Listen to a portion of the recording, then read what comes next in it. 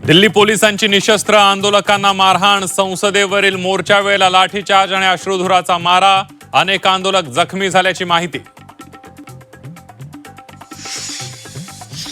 दिल्लीच्या जंतर मंतरवर विद्यार्थ्यांचं आंदोलन सुरू, शिक्षण मंत्री धर्मेंद्र प्रधान यांच्या राजीनाम्यावर आंदोलक ठाम. दिल्लीतील आंदोलनाबाबत पोलीस ऍक्शन मोडवर, आंदोलकांवर गुन्हे दाखल, हिंसाचार केल्याचा ठपका, 50हून अधिक पोलीस जखमी झाल्याची सूत्रांची माहिती. दिल्लीतील विद्यार्थ्यांच्या आंदोलनाचे राज्यात पडसाद, मुंबईसह पुण्यात देखील वांगचूक यांच्या समर्थनार्थ आंदोलन, दादरमध्ये 300 पेक्षा अधिक आंदोलक पोलिसांच्या ताब्यात. आंदोलकांवर झालेल्या लाठीचार्जनंतर आदित्य ठाकरे, रोहित पवारांची सरकारवर टीका, लोकशाहीत असणाऱ्या देशात क्रूर कारवाई, ठाकरेंचा हल्लाबोल, तर इंग्रजांनाही लाजवणारं निष्ठुर सरकार, रोहित पवारांचं शरसंधान.